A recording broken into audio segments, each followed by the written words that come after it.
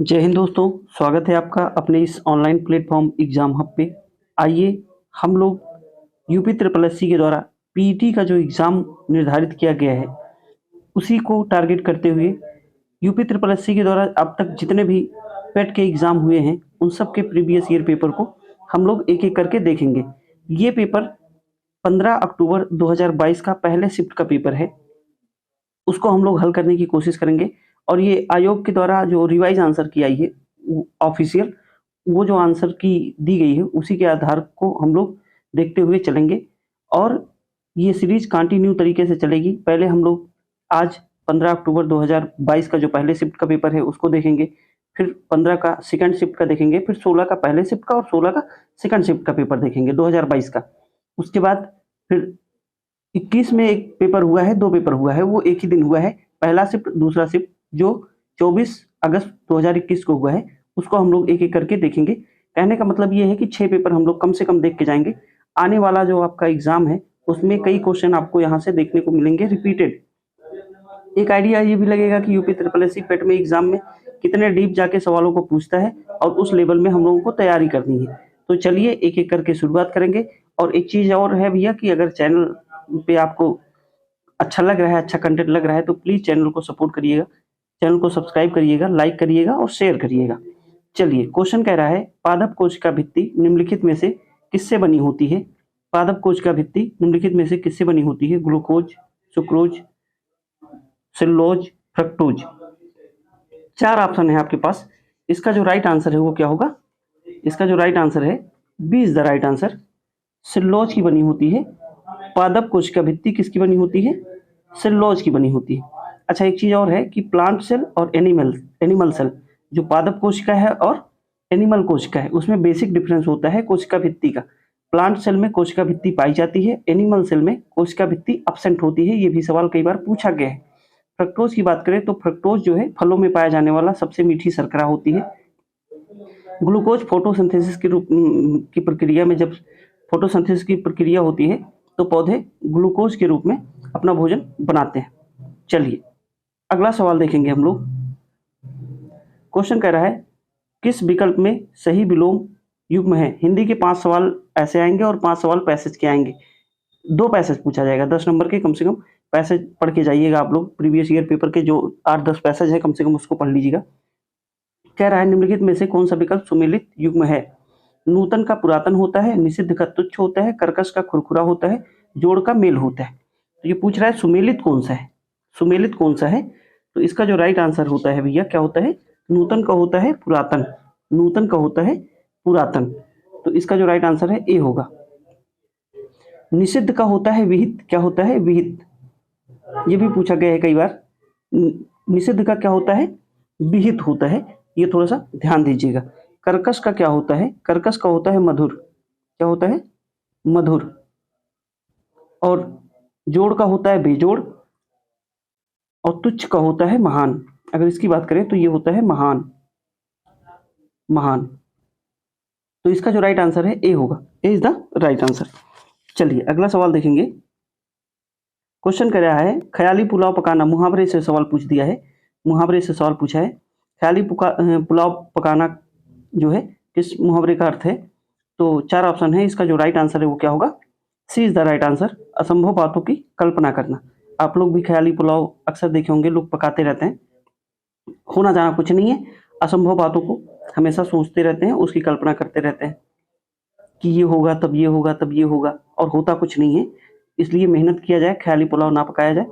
चलिए सी is the right answer. अगला सवाल देखेंगे। कह रहा है महर्षि शब्द का संधि विच्छेद बताइए। महर्षि संधि विच्छेद से भी सवाल पूछ दिया है।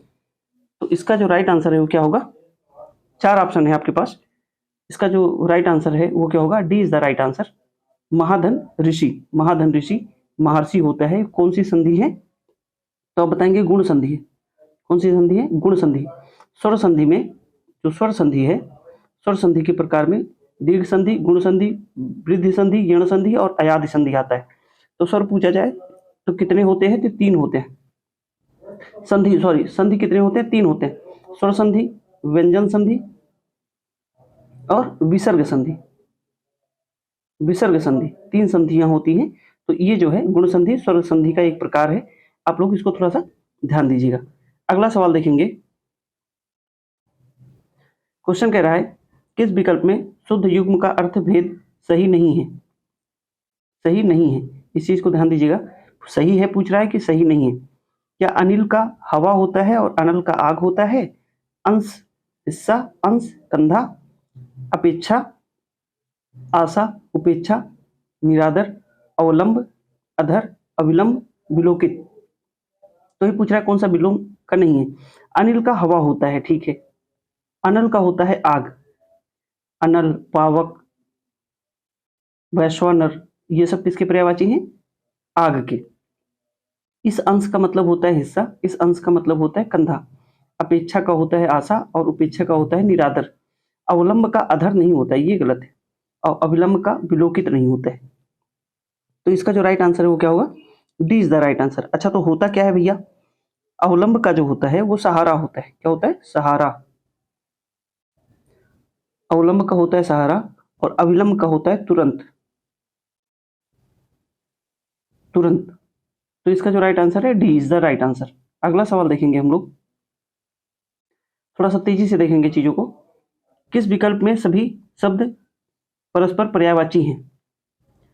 4 ऑप्शन है। पार्वती, रुद्राणी, भवानी, दानो, निशाचर, अंबक, मनोरथ, स्पृहा, निलय, रीता, रिक्त और तिक्त। बताइए इसमें कौन सा विकल्प? सभी विकल्प एक दूसरे के पर्यायवाची हैं। तो इसका जो राइट आंसर है वो क्या होगा? A is the right answer. Parvati, Rudrani, Bhavani, ये किसके पर्यायवाची हैं? पार्वती के। रुद्राणी और भवानी ये तीनों एक ही शब्द के पर्यायवाची हैं। अगर पार्वती के अन्य पर्यायवाचियों की बात करें तो इन उमा, गौरा, गिरिजा, आर्या, मेनका और सती। गिरिजा आप लोग याद रख सकते हैं, एक और गिरिजा। चलिए अगला सवाल देखेंगे। क्वेश्चन कह रहा है, अब देखिए जीएस का सवाल है। कह रहा है निम्नलिखित में से भारत का कौन सा पड़ोसी देश नहीं है? म्यांमार, चीन, यूएई, मालदीव। बताइए भारत के पड़ोसी देशों के बारे में आप लोगों ने सिलेबस में अच्छे से डिस्कस किया गया है। सिलेबस इसमें जो निर्धारित किया है उसको आप लोग अच्छे से पढ़िए भैया, है ना। सिलेबस में अच्छे से दिया है। कह रहा है निम्नलिखित में कौन सा भारत का पड़ोसी देश नहीं है? म्यांमार है, चीन है, मालदीव है, लेकिन जो यूएई है, संयुक्त अरब अमीरात, संयुक्त अरब अमीरात, ये नहीं है। तो इसका जो राइट आंसर है वो क्या होगा? C is the right answer. C is the right answer. कई बार राजधानियों से पूछ देता है सवाल। तो म्यांमार की राजधानी क्या है? नेपिडो है। चीन की राजधानी क्या है? बीजिंग है। मालदीव की राजधानी क्या है? माले है। यूएई की क्या है? संयुक्त अरब अमीरात, संयुक्त अरब अमीरात। ये भी सवाल पूछा गया है। अच्छा, पूछा जाए कि पड़ोसी देश अगर पूछ रहा है तो भारत के कितने पड़ोसी देश हैं? भारत के पड़ोसी देशों की संख्या की बात करें अगर, तो कितने हैं भैया? आप देखे होंगे, पाकिस्तान हो गया, पाकिस्तान हो गया, अफगानिस्तान हो गया, नेपाल हो गया, भूटान हो गया, बांग्लादेश हो गया, म्यांमार हो गया, उसके बाद दक्षिण में आप देखेंगे श्रीलंका और मालदीव। तो कुल कितने हैं? ऐसे स्थलीय की बात करेगा तो 7 हैं, स्थलीय बात करेगा तो 7 हैं, और ओवरऑल की बात करेगा तो 9 है। कितने हैं? 9 है। चलिए अगला सवाल देखेंगे। कह रहा है अंतर्राष्ट्रीय जैव विविधता दिवस, अंतर्राष्ट्रीय जैव विविधता दिवस कब मनाया जाता है? किस तारीख को मनाया जाता है? वही पूछ रहा है। तो इसका जो राइट आंसर है वो क्या होगा? B is the right answer, 22 मई। ये यूपी ट्रिपल एससी के द्वारा देखिए भैया पीटी में पूछा गया है सवाल। तो इस लेवल में जाके सवालों को पढ़ा जाए, बहुत डीप जाके नहीं पढ़ना है, नॉर्मल से सवाल हैं और इसको हल किया जा सकता है। आप देखेंगे जब जाएंगे पेपर देने तो कई सवाल यहाँ से रिपीटेड आपको मिलेंगे, डायरेक्ट या इनडायरेक्ट तरीके से। कह रहा है निम्नलिखित में से कौन सा विश्व का सबसे बड़ा नदीय द्वीप है? मानपुर द्वीप, श्रीरंगम द्वीप, लुलु द्वीप, मांजुली द्वीप। कौन सा इसका राइट आंसर है भैया? तो इसका जो राइट आंसर है D is the right answer. Majuli द्वीप जो है ये कहाँ है? असम में है। कहाँ है? असम में। मांजुली द्वीप असम में है, ब्रह्मपुत्र नदी पे जो है ये बना हुआ है नदीय द्वीप। तो इसका जो राइट आंसर है वो क्या होगा? D is the right answer. चलिए अगला सवाल देखेंगे हम लोग। क्वेश्चन कह रहा है निम्नलिखित में से हंगरी की मुद्रा क्या है? मुद्रा भी है सिलेबस में आप लोगों के दिया गया है, तो उसको भी थोड़ा सा देख लीजिएगा कहाँ की मुद्रा कौन सी है और खासकर जो एशिया के जो देश हैं उनका तो जरूर आप लोग देख के जाइएगा। चलिए, कह रहा है निम्नलिखित में से हंगरी की राष्ट्रीय मुद्रा कौन सी है? 4 ऑप्शन है, तो इसका जो राइट आंसर है वो क्या होगा? A is the right answer. Hungarian forint किसकी मुद्रा है? ये हंगरी की मुद्रा है और हंगरी की राजधानी क्या है? बुडापेस्ट। क्या है? बुडापेस्ट। ये भी थोड़ा सा ध्यान दीजिएगा। अगला सवाल देखेंगे हम लोग। क्वेश्चन कह रहा है स्वतंत्रता के बाद भाषा के आधार पर बने भारत के पहले राज्य का नाम बताइए। आंध्र प्रदेश, महाराष्ट्र, केरल और गोवा। ये सब सवाल कितनी बार रिपीट हुआ है? अब आप लोग देख के जाएंगे तो ये जब सवाल पूछा जाएगा दोबारा तो आप लोग अच्छे से आंसर इसका दे पाएंगे। इसका जो राइट आंसर है आंध्र प्रदेश। ए इज द राइट आंसर। भाषा के आधार पर गठित होने वाला पहला राज्य कौन सा है? आंध्र प्रदेश। कब हुआ था? 1953 में। 1953 में। चलिए, अगला सवाल देखेंगे। आंध्र प्रदेश की राजधानी क्या है? आंध्र प्रदेश की राजधानी क्या है भैया?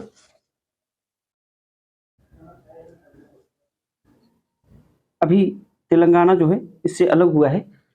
तेलंगाना की राजधानी और आंध्र प्रदेश की राजधानी पूछा जाता है, तो आंध्र प्रदेश की राजधानी अगर पूछेगा तो आप बताएंगे कि अमरावती है और तेलंगाना की हैदराबाद है।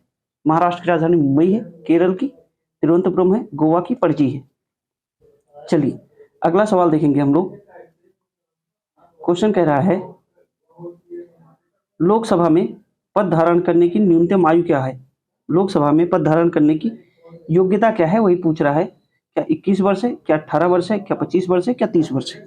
4 ऑप्शन है, तो इसका जो राइट आंसर है वो क्या होगा?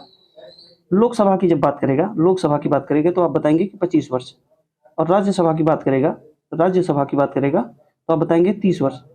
18 वर्ष जो है वो वोटिंग करने का जब वयस्क मताधिकार होता है तो कितनी न्यूनतम आयु है? 18 वर्ष। 21 वर्ष किसका है भैया? तो आप बताएंगे पंचायती राज का जो चुनाव होता है, पंचायत का, पंचायत चुनाव के लिए न्यूनतम आयु 21 वर्ष होनी चाहिए। लोकसभा के लिए ये लोकसभा का है और ये राज्यसभा का है, और ये 21 वर्ष किसका है? तो पंचायतों का है। और पूछता है राष्ट्रपति का, राष्ट्रपति का, उपराष्ट्रपति का, उपराष्ट्रपति का, उपराष्ट्रपति का और राज्यपाल का, राज्यपाल का, राज्यपाल, इन सब का भैया कितना है? 35 वर्ष, 35 वर्ष। चलिए, अगला सवाल देखेंगे हम लोग। क्वेश्चन कह रहा है, थोड़ा सा इसको छोटा कर देते हैं, क्वेश्चन बड़ा देख के परेशान मत होइएगा। कह रहा है यूएनएफसीसीसी का अर्थ निम्नलिखित में से क्या है? तो इसका जो राइट आंसर है वो क्या होगा? United nation framework convention on climate change. B is the right answer. B is the right answer. United nation framework convention on climate change, UNFCCC का पूर्ण अर्थ है, ये संस्था जो है 1992 में पृथ्वी शिखर सम्मेलन हुआ था, रियो डी जेनेरियो ब्राजील में है 1992 में, तो उसी समय इसका नाम यूएनएफसीसीसी रखा गया था। और इसका जो हेडक्वार्टर है, अगर हेडक्वार्टर की बात करें, हेडक्वार्टर की बात करें तो बान शहर है। बान कहाँ का है? जर्मनी का, जर्मनी, जर्मनी की बान शहर में इसका हेडक्वार्टर है। चलिए, अगला सवाल देखेंगे।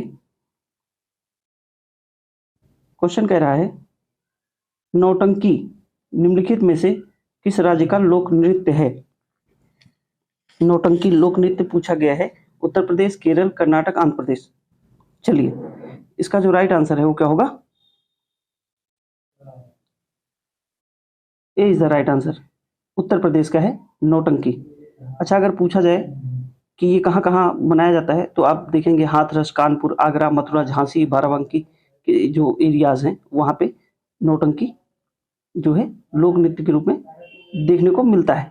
केरल की बात करें अगर तो कथकली एक है, कथकली, कथकली कहाँ का है? केरल का है। और कथक पूछे अगर तो कथक पूछेगा अगर तो उत्तर प्रदेश का है। कथकली केरल का है। और आंध्र प्रदेश कुचिपुड़ी, कुचिपुड़ी ये भी सवाल पूछा गया है, आंध्र प्रदेश का कुचिपुड़ी। चलिए, तो इसका जो राइट आंसर है वो ए इज द राइट आंसर। अगला सवाल देखेंगे। क्वेश्चन कह रहा है अंतर्राष्ट्रीय ओलंपिक समिति का मुख्यालय कहाँ है? यूएसए, स्विट्जरलैंड, जर्मनी, इनमें से कोई नहीं। तो इसका जो राइट आंसर है वो क्या होगा?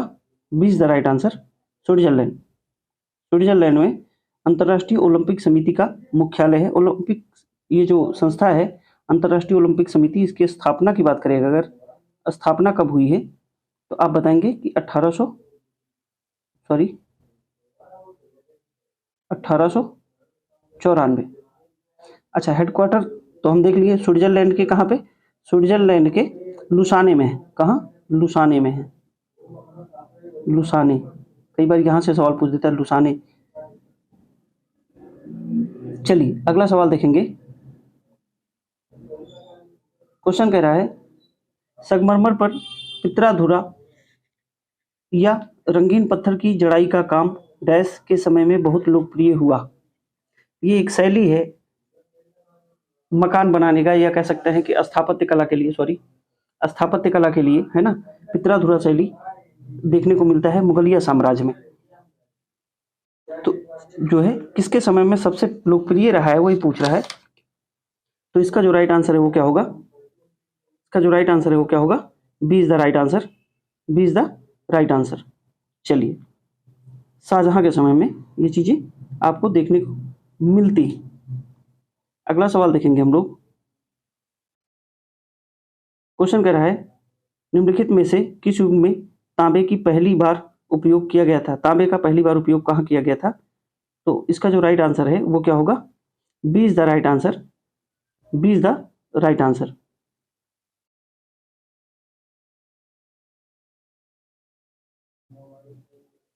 ताम्र पाषाणिक युग में। कहाँ भैया? ताम्र पाषाणिक युग में। चलिए, B is the right answer. अगला सवाल देखेंगे।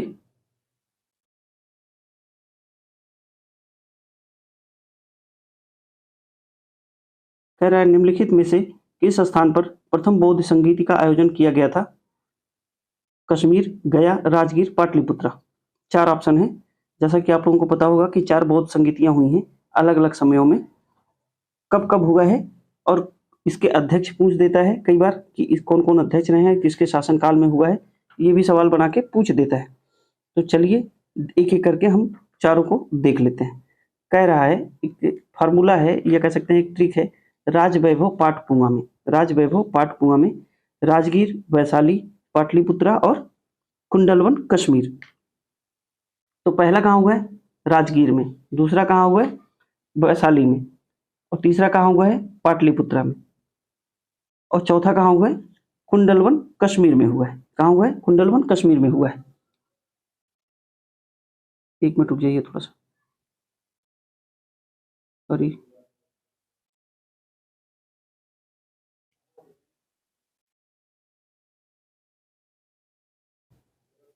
तो इनके शासकों का नाम थोड़ा सा याद रखिएगा। राजवैभव, राजवैभव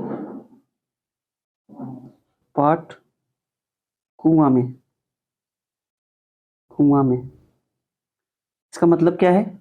रा से राजगीर, वा से वैशाली, पा से पाटलिपुत्रा, का से कुंडलवन। तो पहला पूछ रहा है प्रथम बौद्ध संगीति का आयोजन कहाँ हुआ? राजगीर में। इसका जो राइट आंसर है सी इज द राइट आंसर।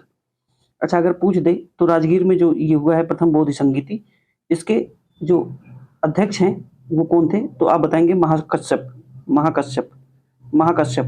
और अगर पूछेगा कि अध्यक्ष किसके शासनकाल में हुआ है तो आप बताएंगे अजातशत्रु, अजातशत्रु के समय में हुआ है। और कहाँ हुआ है? राजगीर में। और वैशाली में जो हुआ है दूसरा, दूसरा कहाँ हुआ है भैया? वैशाली में हुआ है। तो इसके समय में इसके अध्यक्ष कौन थे? तो सबाकामी थे। और पूछा जाएगा किसके शासनकाल में? तो कालाशोक के समय में। तृतीय बौद्ध संगीति पाटलिपुत्रा में हुआ है, पाटलिपुत्रा में हुआ है तीसरा वाला। तो इसके जो अध्यक्ष रहे हैं वो कौन रहे हैं? मोखलीपुत्तिस जो है इसके अध्यक्ष रहे हैं। और किसके समय में हुआ है? तो अशोक के समय में हुआ है। ये अशोक के समय में हुआ। चौथी बौद्ध संगीति ये कुंडलवन कश्मीर में हुआ है वसुमित्र की अध्यक्षता में। और इसके समय में शासनकाल किसका शासन था? तो कनिष्क का शासन था। ये भी थोड़ा सा ध्यान दीजिएगा। बिल्कुल चारों चारों जो है एकदम क्लियर रखिएगा। अगला सवाल देखेंगे। इसका जो राइट आंसर है सी इज द राइट आंसर। अगला सवाल देखेंगे, कह रहा है भूदान गोदान आंदोलन, भूदान ग्रामदान आंदोलन निम्नलिखित में से किसके द्वारा शुरू किया गया था? विनोबा भावे, एम.के. गांधी, जयप्रकाश नारायण, आचार्य कृपलानी। तो इसका जो राइट आंसर है वो क्या होगा? A is the right answer. A is the right answer. Vinoba Bhave ji ने 1951 में, कब? 1951 में ये आंदोलन प्रारंभ किया था, जिसमें लोगों से कहा गया था, और वो स्वैच्छिक भूमि सुधार, ये क्या कैसा आंदोलन था? स्वैच्छिक भूमि सुधार आंदोलन था। इस आंदोलन के माध्यम से समाज के सभी वर्गों के हितों की रक्षा की गई थी। यह आंदोलन वर्तमान में तेलंगाना के पोचमपल्ली गांव से शुरू किया गया था। कहां से? पोचमपल्ली से। ये भी सवाल पूछा जाता है, पोचमपल्ली से। ये कहाँ है? वर्तमान में तेलंगाना में है पोचमपल्ली। कब? 1951 में। भूदान ग्रामदान आंदोलन किसके द्वारा? विनोबा भावे के द्वारा। चलिए अगला सवाल देखेंगे हम लोग। कह रहा है, देखिए बढ़िया सवाल था ये, दांडी नामक यात्रा के दौरान निम्नलिखित में से किस सामाजिक कार्यकर्ता ने गांधी जी को आंदोलन को केवल पुरुष तक सीमित न रखने के लिए राजी किया था? 4 ऑप्शन है। आप लोगों को पता होगा दांडी मार्च जो है नमक सत्याग्रह के लिए ये दांडी मार्च किया गया था। कब किया गया था? तो 1930 में। 12 मार्च 1930 को अहमदाबाद के साबरमती आश्रम से ये प्रारंभ किया गया था, और गांधी जी 6 अप्रैल को जो है 78 अनुयायियों के साथ, कितने? 78 जो अनुयायी थे इनके, उनके साथ दांडी यात्रा शुरू की थी, और साबरमती आश्रम से। कहाँ से? तो अहमदाबाद के साबरमती आश्रम से। और ये दांडी पहुंचकर नमक कानून को तोड़ा था। किसने? गांधी जी ने। तो उसी में कहा गया था कि इस आंदोलन में किसने कहा था कि सिर्फ पुरुषों तक सीमित न रखा जाए, इसमें महिलाओं को भी शामिल किया जाए। तो इसका जो राइट आंसर है वो क्या होगा? B is the right answer, Kamaladevi Chattopadhyay. कौन? कमलादेव चट्टोपाध्याय। दांडी मार्च कब शुरू किया गया था? तो 12 मार्च 1930। चलिए अगला सवाल देखेंगे। मैडम भीकाजी कामा को जो है भारतीय समाज की, यह कहते हैं कि भारतीय क्रांतिकारी की जननी कहा जाता है। किसे? भीकाजी कामा रुस्तम को। चलिए अगला सवाल देखेंगे। क्वेश्चन कह रहा है, सरकार के निम्नलिखित में से किस अधिनियम के कारण बंबई से सिंध प्रांत का निर्माण हुआ था? बंबई से सिंध प्रांत का निर्माण हुआ था किस अधिनियम के तहत? इंडियन इंडिपेंडेंट एक्ट 1947, वेवेल योजना 1945, क्रिप्स मिशन, या फिर गवर्नमेंट ऑफ इंडिया एक्ट 1935। भारतीय स्वतंत्रता अधिनियम 1947, वेवेल योजना 45, क्रिप्स मिशन और भारत शासन अधिनियम 1935। तो इसका जो राइट आंसर है वो क्या होगा? इसका जो राइट आंसर है भैया वो क्या होगा? D is the right answer. D is the right answer. भारतीय स्वतंत्रता अधिनियम का जो है प्रभाव हमारे भारतीय संविधान पे सबसे ज्यादा पड़ा हुआ है। ये भी सवाल पूछ देता है कई बार एग्जाम में। तो इसका जो राइट आंसर है कि बंबई से सिंध प्रांत का निर्माण हुआ था। कब हुआ था? तो 1935 के अधिनियम के द्वारा 1937 में हुआ था। कब हुआ है? 1937 में हुआ है। ये भी थोड़ा सा ध्यान रखिएगा। किस अधिनियम के तहत? तो 1935 के अधिनियम के तहत। कब हुआ है? 1937 में हुआ है। चलिए अगला सवाल देखेंगे हम लोग। कह रहा है, प्रसिद्ध युद्ध का नारा दिल्ली चलो या चलो दिल्ली किसने दिया था? लाला लाजपत राय, सुभाष चंद्र बोस, भगत सिंह, चंद्रशेखर आजाद। चलिए इसका जो राइट आंसर है वो क्या होगा? लाला लाजपत राय, सुभाष चंद्र बोस, भगत सिंह, चंद्रशेखर आजाद। तो इसका जो राइट आंसर है चलो दिल्ली सुभाष चंद्र बोस ने दिया था। किसने दिया था भैया? सुभाष चंद्र बोस जी ने दिया था। कब दिया था? 1944 में। लाला लाजपत राय ने कहा था कि मेरे ऊपर पड़ी हुई एक एक लाठी अंग्रेजों के ताबूत की कील साबित होगी। किसने कहा था? लाला लाजपत राय ने। जब साइमन कमीशन आया था तो साइमन गो बैक का नारा दिया गया था, और अलग अलग जगहों पे आंदोलन हो रहे थे। उसी समय लाला लाजपत राय को सैंडर्स ने लाठियों से काफी पिटवाया था। तो उसी परिप्रेक्ष्य में लाला लाजपत राय ने ये बात कही थी। सुभाष चंद्र बोस ने दिल्ली चलो का नारा दिया था। कब दिया था? तो आईएनए के जो सैनिक थे उनको प्रेरित करने के लिए 1944 में ये नारा दिया गया था। भगत सिंह और चंद्रशेखर आजाद, इनके बारे में आप लोगों ने डिटेल में पढ़ा होगा। भगत सिंह, सुखदेव और राजगुरु को फांसी दी गई थी। कब? 1930 में। चलिए अगला सवाल देखेंगे। निम्नलिखित में से कौन सा जनसंख्या वितरण को प्रभावित करने वाला आर्थिक कारक नहीं है? शहरीकरण, खनिज, औद्योगिकरण, पानी की उपलब्धता। इसका जो राइट आंसर है वो क्या होगा? D is the right answer. पानी की उपलब्धता आर्थिक कारण नहीं है, आर्थिक कारण नहीं है जनसंख्या वितरण का। बाकी शहरीकरण है, खनिज है, औद्योगिकरण है। तो इसका जो राइट आंसर है D is the right answer. अगला सवाल देखेंगे हम लोग, थोड़ा तेजी से करेंगे भैया। कह रहा है विश्व की सबसे ऊंची चोटी माउंट एवरेस्ट किसके बीच में स्थित है? माउंट एवरेस्ट 8,848 मीटर जिसकी ऊंचाई है। तो इसका जो राइट आंसर है वो क्या होगा? नेपाल और तिब्बत। नेपाल और Tibet. C is the right answer. C is the right answer. विश्व की सबसे ऊंची चोटी भी है कौन सी? Mount Everest. कितनी ऊंचाई है? 8,848। भारत की सबसे ऊंची चोटी कौन सी है? तो आप बताएंगे K2। K2 जिसे गार्डविन ऑस्टिन भी कहा जाता है। चलिए अगला सवाल देखेंगे। अगर K2 नहीं दिया होता है तो कई बार कंचनजंगा मिलता है जो सिक्किम में है ना। कह रहा है भारतीय मानक समय ग्रीनविच माध्य GMT से आगे है। कितना आगे है और कितना पीछे है? थोड़ा सा समझ लेते हैं इसको। मान लेते हैं कि ये पृथ्वी है। पृथ्वी के बीचों बीच से एक रेखा खींची गई है, काल्पनिक रेखा है जिसे कहा जाता है GMT। क्या कहा जाता है? GMT। और उसके बाद फिर यहाँ से आगे जाने पर प्लस होता है समय का, यहाँ से पीछे जाने पर माइनस होता है। तो अब भारत जो है कहाँ पे है? अगर हम देखें इसका देशांतरीय विस्तार, ये देशांतर रेखा है। अगर देशांतरीय विस्तार की बात करें तो 68,7 से 97,25 तक है। 68,7 से 97,25 तक है भारत का विस्तार, ये जो देशांतरीय विस्तार है। तो इसमें भारत, अगर हम देशांतरों की बात करें तो 68,7 से 97,25 है। तो 82.5 डिग्री जो रेखा है, 82.5 डिग्री जो रेखा है, ये यही कहीं है। 82.5 डिग्री जो रेखा है, 82.5 डिग्री, ये भारत की मानक समय रेखा है और इसे कहा जाता है IST, इंडियन स्टैंडर्ड टाइम। ये भारत के 5 राज्यों से गुजरती है, उत्तर प्रदेश, मध्य प्रदेश, छत्तीसगढ़, आंध्र प्रदेश और उड़ीसा से। और ये कितना आगे है?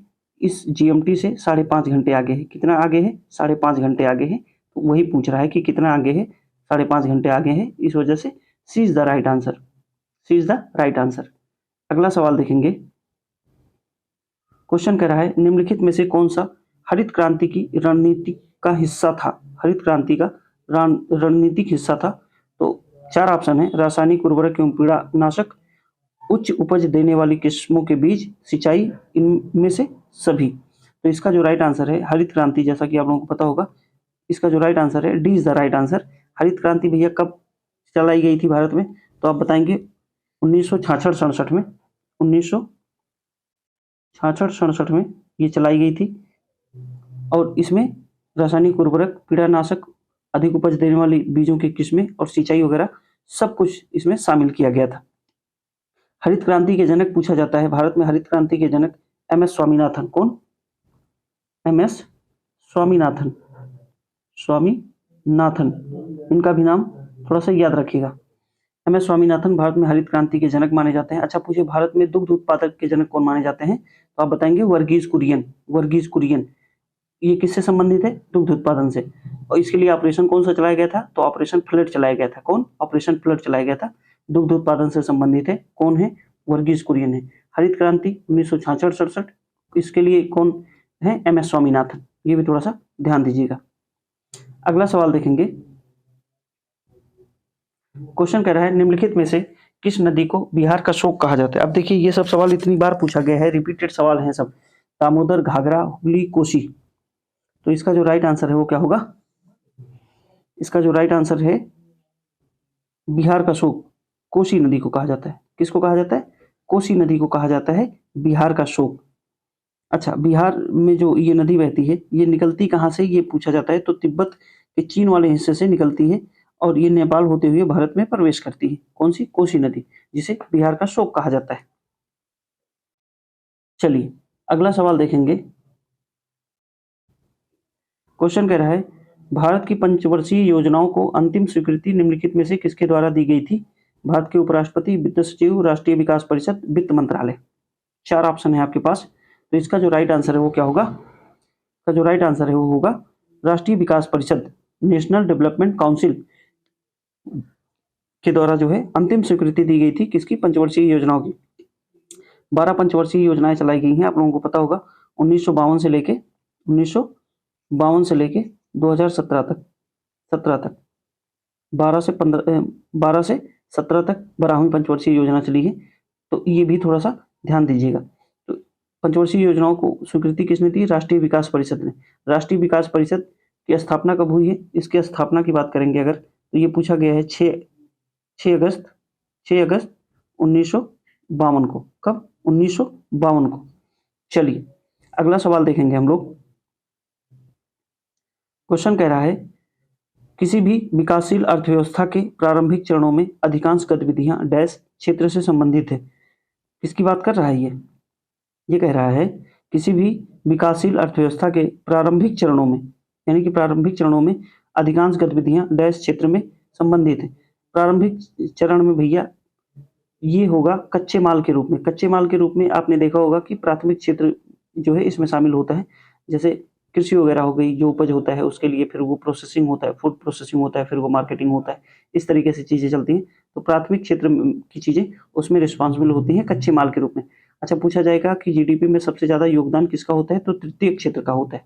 तृतीय क्षेत्र मतलब सेवा क्षेत्र का होता है। सेवा क्षेत्र का सबसे ज्यादा योगदान है किसमें, जीडीपी में। अगला सवाल देखेंगे हम लोग। क्वेश्चन कह रहा है, निम्नलिखित में से कौन सा एक वाणिज्यिक बैंक नहीं है। HSBC, state bank of India, ICICI, SIDBI. 4 option है आपके पास, तो इसका जो राइट आंसर है वो क्या होगा, D is the right answer. D is the right answer. वाणिज्यिक बैंक नहीं है, कौन सा, SIDBI, small industrial development bank of India, भारतीय लघु उद्योग विकास बैंक। वाणिज्यिक बैंक नहीं है ये, बाकी ये तीनों वाणिज्यिक बैंक है, ये भी थोड़ा सा ध्यान रखिएगा। चलिए अगला सवाल देखेंगे। क्वेश्चन कह रहा है, निम्नलिखित में से कौन सा सार्वजनिक क्षेत्र का उपक्रम संसद के तहत एक विशेष कानून द्वारा पारित करके स्थापित किया गया था। विभागीय उपक्रम, वैधानिक निगम, एकल स्वामित्व, इनमें से कोई नहीं। चलिए इसका जो राइट आंसर है वो क्या होगा, B is the right answer. B is the right answer. वैधानिक निगम जो है ये एक उपक्रम है जो संसद के तहत विशेष कानून पारित करके स्थापित किया गया था। कौन, वैधानिक निगम। अगला सवाल देखेंगे। क्वेश्चन कह रहा है, भारत की संघ कार्यकारिणी में निम्नलिखित में से कौन सा शामिल नहीं है। संघ की कार्यपालिका की बात कर रहा है, कौन सा शामिल नहीं है, उपराष्ट्रपति, राष्ट्रपति, प्रधानमंत्री, राज्यों के मुख्यमंत्री। तो इसका जो राइट आंसर है वो क्या होगा, D is the right answer. D is the right answer. राज्यों के मुख्यमंत्री संघ की कार्यकारिणी में शामिल नहीं होते, बल्कि राज्य की कार्यकारिणी में शामिल होते हैं। संघ की कार्यकारिणी में राष्ट्रपति, उपराष्ट्रपति, प्रधानमंत्री ये तीनों शामिल होते हैं।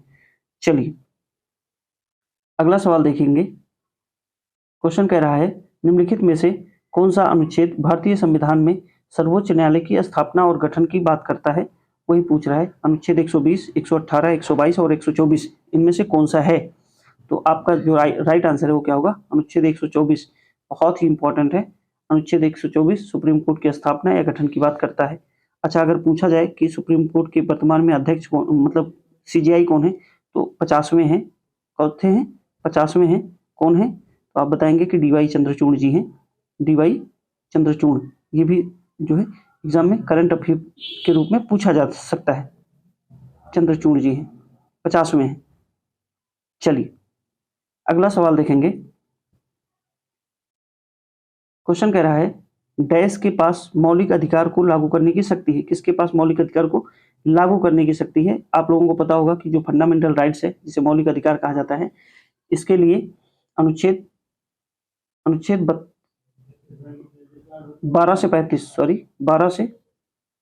35 तक मौलिक अधिकारों की बात की गई है। 12 में कहा गया है राज्य की परिभाषा दी गई है, और 13 में बताया गया है कि राज्य ऐसा कोई कानून नहीं बनाएगा जिससे मौलिक अधिकारों का हनन होता है। उसके बाद 14 से 18, 19 से 22, 23 से 24, 25 से 28 और फिर 29, 30 और 32, ये कुल 6 मौलिक अधिकार हैं। पहले 7 था, जिसे संपत्ति का अधिकार को हटा करके 301A में रख दिया गया है, जिसे विधि का अधिकार बना दिया गया है। तो वर्तमान में 6 मौलिक अधिकार हैं। ये भी सवाल पूछा जाता है।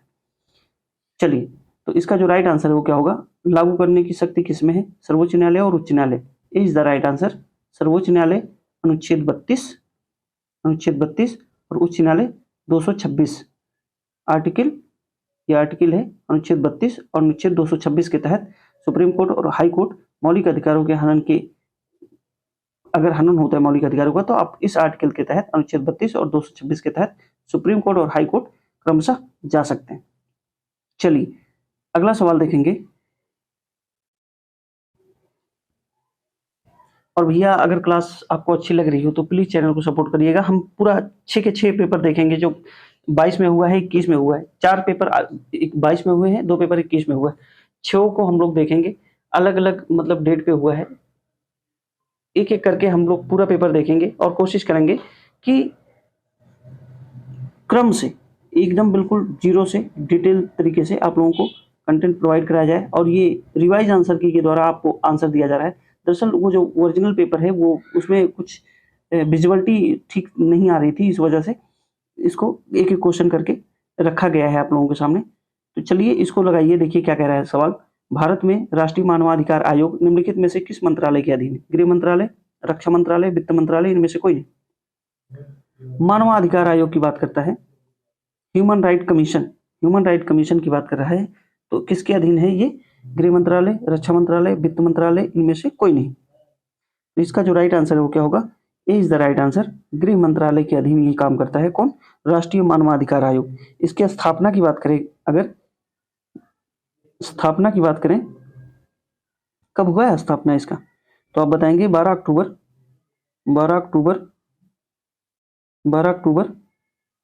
1993। ध्यान दीजिएगा कि मानवाधिकार आयोग जो है ये संवैधानिक संस्था नहीं है, ये भी थोड़ा सा ध्यान दीजिएगा। ये जो आयोग है देश में मानवाधिकार का प्रहरी माना जाता है। और किसके अधीन है? तो ये गृह मंत्रालय के अधीन माना जाता है। इसकी स्थापना 12 अक्टूबर 1993 को है। ये संवैधानिक संस्था नहीं है, ये भी थोड़ा सा ध्यान दीजिएगा, एग्जाम में पूछा जाता है सवाल। अगला सवाल देखेंगे, कह रहा है निम्नलिखित में से कौन सा वनस्पति रेशा नहीं है? जूट, कॉटन, नायलॉन और फ्लैक्स। देखिए 2 ऑप्शन तो आप लोगों को बिल्कुल एलिमिनेट कर ही देंगे कि कॉटन और जूट तो हो ही नहीं सकता। ये और ये आपको परेशान कर सकता है, तो ये भी है भैया, है ना। वनस्पति रेशा है कौन सा? ये है, ये है, ये है। नायलॉन नहीं है, नायलॉन वनस्पति रेशा नहीं है। चलिए अगला सवाल देखेंगे हम लोग। क्वेश्चन कह रहा है तारों का रंग निम्नलिखित में से किस पर निर्भर करता है? इतनी बार पूछा गया ये सवाल। दबाव, उसके ताप, पृथ्वी से दूरी, वायु प्रदूषण। तो इसका जो राइट आंसर है वो क्या होगा? उसके ताप पर। तारा जो होता है उसका जो रंग है उसके ताप पर निर्भर करता है कि कितना चमकीला है, और उसमें अलग अलग तरीके से कलर होते हैं। तो उसी आधार पर बताया जा सकता है कि उसका टेम्परेचर कितना होगा। अच्छा, पृथ्वी से सूर्य की जो दूरी है वो कितनी है? औसतन 15 करोड़ किलोमीटर के आसपास है। ये भी थोड़ा सा ध्यान दीजिएगा। उपसौर और अपसौर पूछा जाता है, तो उपसौर जब पृथ्वी के सबसे नजदीक होता है सूर्य, उपसौर कहा जाता है, और अपसौर जब पृथ्वी से सबसे दूर होता है सूर्य, तब वो अपसौर कहलाता है। और पृथ्वी और सूर्य के बीच की दूरी लगभग 15 करोड़ किलोमीटर के आसपास है। और पृथ्वी पर सूर्य की किरणें पहुंचने में लगभग 8 मिनट का समय लगता है। कितना? 8 मिनट का समय लगता है। ये भी थोड़ा सा ध्यान दीजिएगा। अगला सवाल देखेंगे, निम्नलिखित में से कौन सी गैस ग्लोबल वार्मिंग के लिए जिम्मेदार है? संपीड़ित प्राकृतिक gas, green house gas, piped प्राकृतिक गैस, ऑक्सीजन। ऑक्सीजन की बात करें तो इन्वायरमेंट में कितना है? 21% है। 21% है ऑक्सीजन। ये भी सवाल पूछा गया है। और green house gas global warming के लिए जिम्मेदार होता है। ग्रीन हाउस गैसों में जैसे कार्बन डाइऑक्साइड हो गया, उसके बाद फिर जलवाष्प हो गया, मीथेन हो गया, ये सब ग्रीन हाउस गैसों के रूप में देखे जाते हैं। संपीड़ित गैस सीएनजी की बात करें तो सीएनजी का जो मुख्य घटक है वो क्या होता है? सीएनजी का मुख्य घटक मीथेन होता है। और अगर पूछे कि जो एलपीजी है इसका मुख्य घटक क्या होता है? ब्यूटेन होता है। और लाइटर जो होता है, उसमें भी मुख्य घटक कौन होता है? ब्यूटेन होता है। सीएनजी में और प्राकृतिक गैस में, नेचुरल गैस में पूछेगा तो आप बताएंगे मुख्य घटक के रूप में मीथेन होता है। चलिए अगला सवाल देखेंगे। क्वेश्चन कह रहा है निमोनिया मानव शरीर के निम्नलिखित में से किस अंग को प्रभावित करता है? फेफड़ा, वृक्क, फेफड़ा, यकृत और हृदय। तो इसका जो राइट आंसर है क्या होगा? लंग्स, फेफड़ा। फेफड़े को प्रभावित करता है निमोनिया, इसमें पानी भर जाता है और फेफड़े में पाए जाते हैं एल्वियोलाई छोटे-छोटे, वहाँ पानी भर जाता है और ये किसके कारण होता है? तो आप बताएँगे ये बैक्टीरिया जनित रोग होता है, बैक्टीरिया जनित रोग होता है, ये भी थोड़ा-सा ध्यान दीजिएगा। किडनी की जो सूक्ष्मतम इकाई है या यूनिट कह सकते हैं, सबसे छोटी यूनिट क्या होती है? नेफ्रॉन होती है, ये भी सवाल पूछा गया है किडनी की। चलिए, हृदय से सवाल पूछा जाता है। हृदय में जो अलिंद और निलय होते हैं, यहाँ पे शुद्ध रक्त कहाँ होता है और अशुद्ध रक्त कहाँ होता है, ये भी थोड़ा-सा ध्यान दीजिएगा। अगला सवाल देखेंगे, बस इतने ही थे।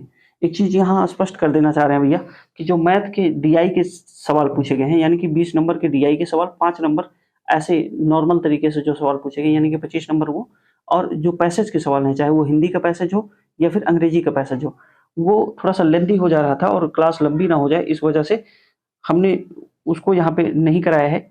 अगली क्लास में कोशिश करेंगे कि हम उसको कवर कराएँ, अथवा तो हम पीडीएफ आपको प्रोवाइड करा देंगे, आप लोग आराम से सॉल्व करिएगा, आंसर की आप लोगों को बता दी जाएगी। और मैथ के जो सवाल हैं वो डीआई के अच्छे से देख के लगाइए आप लोग, वेटेज ठीक-ठाक है। और अब अगली कक्षा में हम लोग देखेंगे, ये 2022 का पहले शिफ्ट का पेपर है, अगली कक्षा में हम 2022 का दूसरे शिफ्ट का पेपर देखेंगे और उसके बाद ये 2 डेट पे हुआ है, तो अलग-अलग डेट पे जो भी एग्ज़ाम हुए हैं, यानी कि चारों पेपर हम लोग अच्छे से देखेंगे। अगर आपको ये क्लास अच्छी लगी हो भैया, तो प्लीज़ चैनल को लाइक करिएगा, शेयर करिएगा, सब्सक्राइब करिएगा। आज इतना ही रखेंगे, मिलेंगे अगली क्लास में, तब तक के लिए जय हिंद।